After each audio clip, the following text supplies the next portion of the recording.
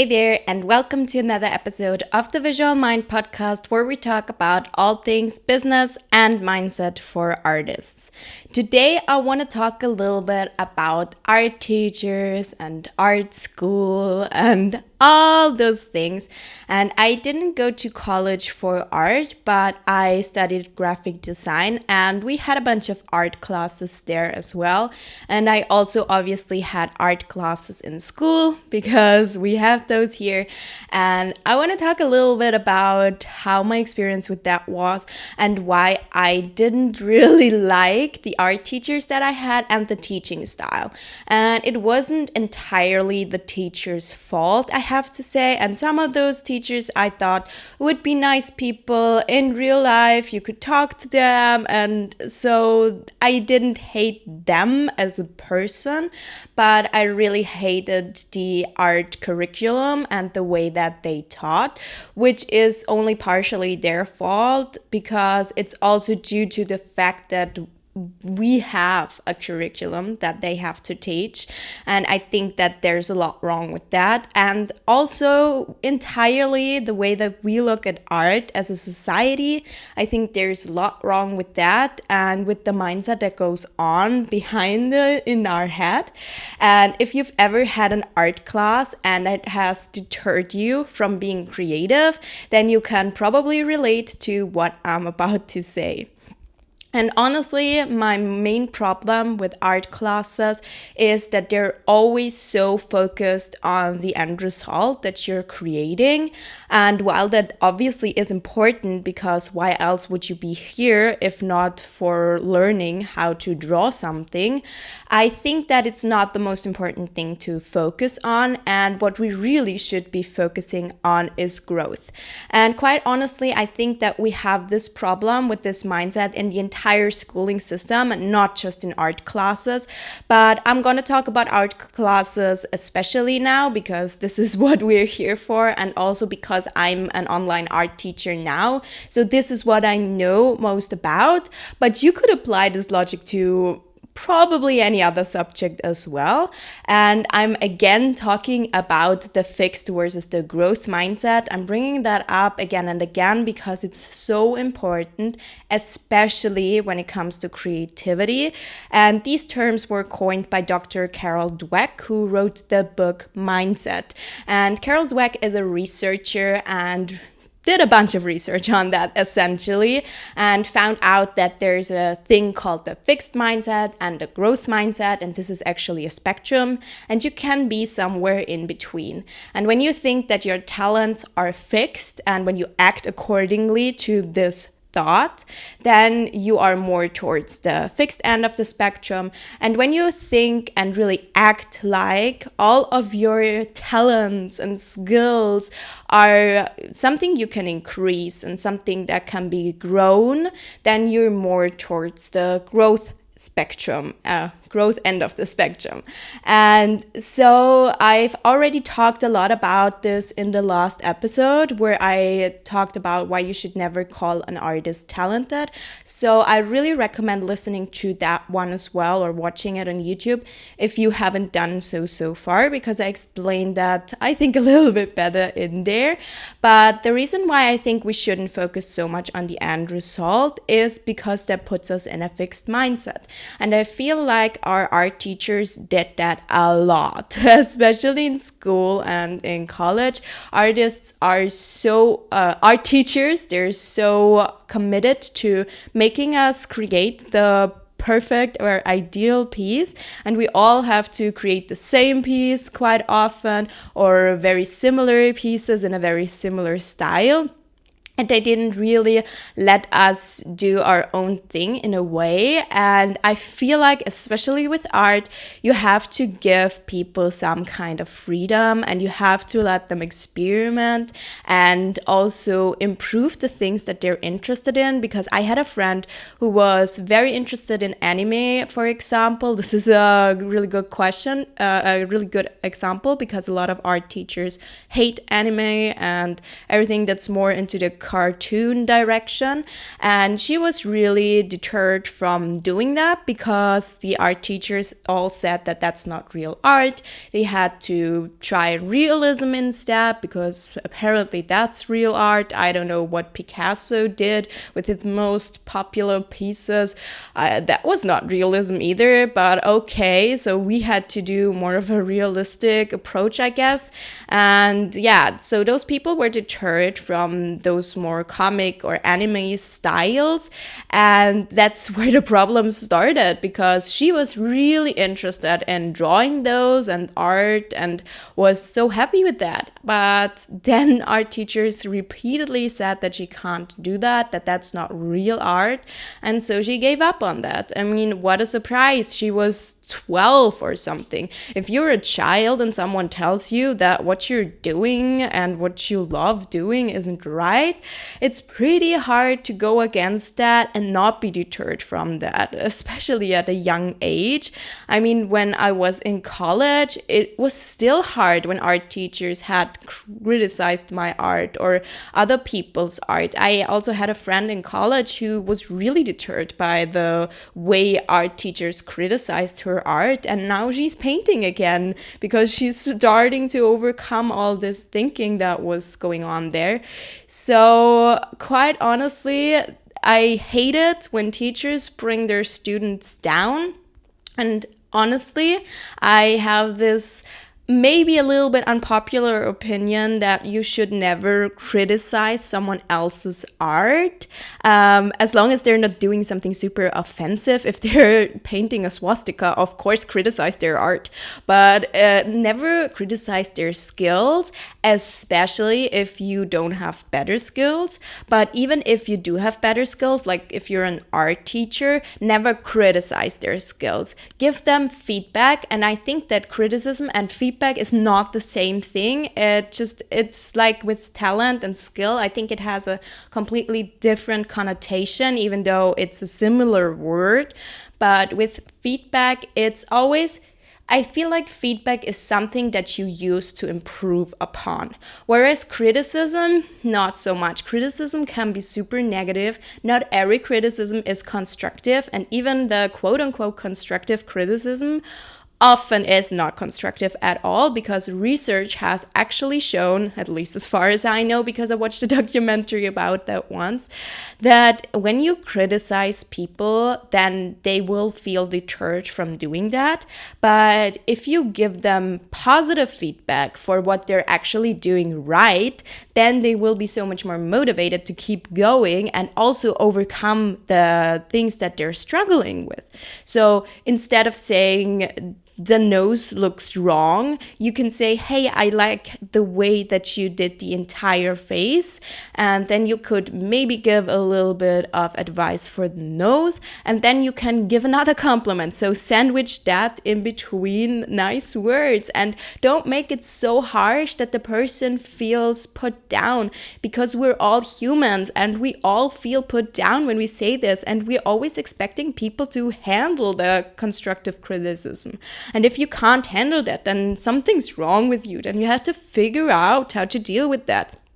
But frankly, nobody's really figured that out. There are a few people who can really handle that if you give them raw and honest criticism.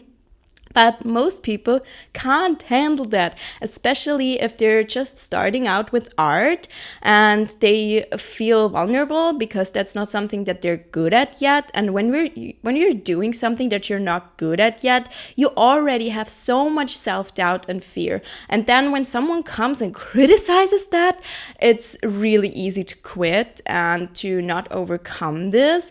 So I can really understand how people get deterred from this. And I was deterred from this as well, because I once applied to an art school. I wanted to transfer schools and go to another school that was more focused on art. And there they told me that my art essentially wasn't good enough yet to be in there. And they kind of implied that if I practiced more, then I could go there. And I did, and I took the test again to get in there, and they actually accepted me the second time. And I didn't want to go in there anymore though. So at first I wanted to, but then I decided against it, and I'm glad that I did, because I don't know what would have happened at that school, because those teachers were rough. And I mean, I do understand that you have to improve to get to a certain level, but in German, we have that quote, and I don't know if it's a saying in English as well, but we say that the tone makes the music. So if you're saying something nicely, it hits very differently from when you're saying it from above to someone. And those art teachers, they were like, we're better than you, and the students are better than you, and therefore you're less worthy. So they didn't really say it like that, but that's how it came across. And I think it's really important how you tone things, how you say things, not to put people down. And now I've become an online art teacher. I don't teach classes in person at the moment, and COVID really put a head on this. I was maybe planning workshops at one point, but so far I'm doing online art classes, and people submit their art pieces and they show me their art pieces so I can see what they create. And I've never once said a negative word to any student's art. And the reason for that is because I want them to keep going. And if they're having fun and if they enjoy it, then they're gonna watch the next class and then they're gonna improve. And I want them to keep going and to improve. And that's so much more important than when I would say, hey, you painted that mountain wrong. I mean, that's just rude. And if I were to say that, and if someone were to say that to me, I would consider it super rude. And that's why I'm not doing that, why I'm not saying that. And I don't know why we have all accepted as a society that art teachers in school can do that, and that it's okay and even expected of them to tear down people's art. I mean, I can remember in college, we had a design class, and our art teacher, and he was a really problematic teacher, and everyone thought he was, so it's not right that he did that, but he really roasted our stuff in front of everyone. And he even made a student cry who was already 30 at the time. And I think it takes a lot to make a 30-year-old woman cry in front of a bunch of 20-somethings. And she was probably one of the oldest students there, which doesn't, I'm not saying that 30-year-old people don't cry, but I feel like it's probably a little bit harder to get them to cry versus a 20-year-old who is maybe not that settled into their personality yet compared to a 30-year-old. So she was crying in front of the class and really put down, and I thought, I was filled with so much rage, and I just couldn't understand how he could do this and why he would do this. And the teachers were all about comparison, comparing who's the best, and we had to be competitive and learn how to be competitive, because otherwise we would not succeed in the quote-unquote real world. And they always wanted us to feel like that and to grow thick skin, but what they did, it was not let us grow thick skin. They deterred people from being creative. And just thinking about that, it fills me with so much rage, and it makes me so angry, because that's not how you do it. That's not how you get people to be creative. And quite honestly, I was not following any of those art teachers' rules. I didn't do what they said, and now I grew a YouTube channel with 50,000 subscribers. I'm making a living out of this. And so it's possible, isn't it? I'm doing online courses and everything, and they were probably not expecting someone to go out there and do things like that. And it just makes me mad. It's like you're taking a child and you're clipping their wings or something like that. And I don't know why art teachers or teachers in general do this, and why they deter students from following something that they really love. They might not be good at it yet. Yeah, their art might actually be terrible. It might look terrible.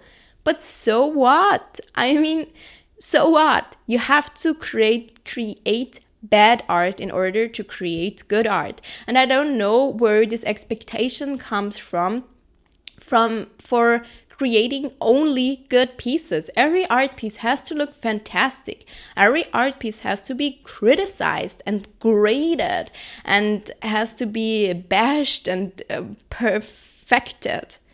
No, some art pieces just don't turn out. They don't look good. Every professional artist has pieces that they're not happy with. And that's okay, that's part of it. And sometimes you just have to doodle some circles or shapes to get into the flow and get all those creative juices flowing.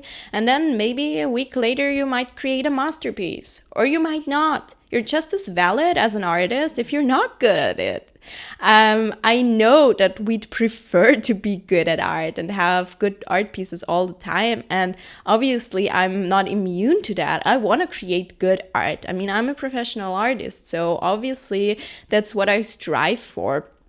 But I'm seeing so many artists who don't have the skill level yet. They're not really there yet. You can't say that they're quote unquote good enough to be professional artists. But they have a lot of subscribers on YouTube and a lot of views. And I'm not saying that they don't deserve those views. I'm exactly saying the opposite. They do deserve those views because they're putting themselves out there. They're being vulnerable. They're sharing that it's okay to not be good at this. They're sharing that it's okay to do something you're not good at, and they're doing that publicly, and they're learning and they're growing and they're taking people on an artistic journey of improving and growing, and they're obviously entertaining because otherwise people would not watch. So obviously they deserve the views, even though they might not have the skill level yet. And so you can be a professional artist even if your art is terrible. You probably just need to be funny or entertaining or something else to make up for that. Sometimes those things are even more important than the artistic talent. You have to figure out marketing and how to get people to watch your videos or see your posts and how to actually promote them. And this is what I teach my clients. And I do coaching. I coach artists on marketing and marketing their business, selling their art, and I teach people how to do that and how to show up vulnerably, show up imperfectly, sell your art, and actually do that and not put so much pressure on yourself to make every piece into a masterpiece, because that doesn't happen. You have to really get into those marketing skills in order to be successful as an artist. I mean, some people maybe still do it offline, but if you want to have a sustainable online business, you probably can't get around marketing at some level. Even if it's not social media marketing, there's a lot of ways how you can market yourself. You can do it without social media as well. Obviously, when people know you and they tell their friends, or you get a lot of references, yes, or references is probably the word that I'm looking for, that works too. So you just have to figure out a strategy on how to do that. And you don't have to bash yourself if not all your art looks good. And I would love all of my older art teachers to see this video. Unfortunately, I don't think that their English is on a skill level where they would understand everything that I'm saying here, because most people in Austria, especially older people, they don't know English that well. And I'm not saying that to be mean or something, it's just a fact. So unfortunately, I can't send them the video. Also, I don't have their email addresses, but I really want to make a little bit of a change. And if some artists watch this and understand that art classes and art teachers, it can be different, and you can focus on having fun, enjoying the process, learning and growing, instead of the nose looks wrong, the proportions are off, you use the wrong color palette. That's not the most important thing when it comes to art. And obviously, we want to improve and we want to get better, but that's not the way to do it. Criticism won't make people better. It will probably make a small percentage of people better who can actually handle the criticism. Those are probably the people who had a lot of therapy or a picture perfect childhood and have never been torn down by someone and never been in a dangerous situation. Those are probably the people who can handle constructive criticism. Either that or they had a lot of therapy. But most people will probably be deterred and not feel motivated anymore when you put them down. So why do that? Why do we want to limit the amount of artists we have? Our society is changing right now. We don't need as many people anymore who are doing manual labor. We have a lot of machines for that. We need creative people, innovative people, people who can come up with ideas. And just why? I don't know. I just wanted to get all of this off my chest and share with you the way that I think about this. And this is a big reason why I do what I do, because I want to make a small change and inspire people to actually be creative, become an artist.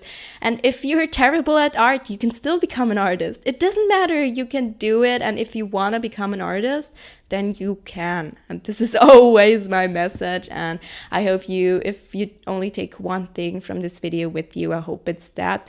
I really hope that you enjoyed this episode. And if you have any questions or ideas, feel free to reach out to me. And if you like this episode, please give it a positive review on Apple Podcasts or give it a thumbs up on YouTube and subscribe to the podcast channel. I hope you're having a nice day, and I'll see you next time. Goodbye.